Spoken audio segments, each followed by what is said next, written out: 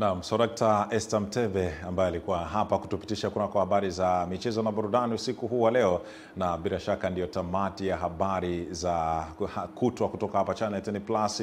Ulikuwa nami Juma Mohamed ambaye nilikupitisha kwenye habari za kitaifa, habari za kimataifa, bila kusahau upande wa habari za biashara na uchumi. Lakini kwenye michezo muda mchache hapa ameondoka Esther Mteve. Asante sana kwa wote ambao mlikuwa nasi na niwatakie usiku mwema, lakini awali ya yote tuweze kupata utabiri wa hali ya hewa kutoka Mamlaka ya Hali ya Hewa Tanzania kwa saa 24 zijazo. Asante na usiku mwema.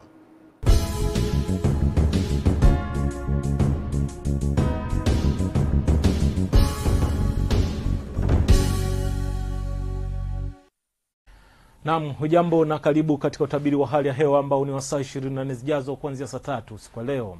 Upepo unatarajiwa kuvuma kwa kasi ya kilomita 30 kwa saa katika maeneo ya Ziwa Nyasa na kwa kasi ya kilomita 20 kwa saa katika maeneo mengi hapa nchini, na hali ya bahari inatarajiwa kuwa na mawimbi madogo madogo. Wakati hali ya joto hapa nchini inatarajiwa kuanza kuongezeka katika maeneo mbalimbali, na kiwango cha juu zaidi cha joto kwa siku ya kesho kinatarajiwa kufikia nyuzi joto 35 katika maeneo ya Katavi. Na hali ya mvua hapa nchini inatarajiwa kuwa kama tunavyoona katika ramani hii, ambapo katika maeneo ya Kagera, Geita, maeneo ya Kigoma pamoja na maeneo ya Mwanza kutakuwa na hali ya mawingu kiasi, mvua na ngurumo katika sehemu chache. Maeneo ya Mara kutakuwa na ngurumo za radi, wakati maeneo kanda wa pwani ya bahari ya Hindi, hasa katika mikoa ya Tanga, visiwa vya Unguja na Pemba, jiji la Dar es Salaam, mkoa wa Pwani, Lindi na Mtwara kutakuwa na hali ya mawingu kiasi, mvua nyepesi katika sehemu chache. Ilhal maeneo mengine yaliyo mengi hapa nchini yatarajia kuwa na hali ya mawingu kiasi na makavu kwa ujumla. Kutoka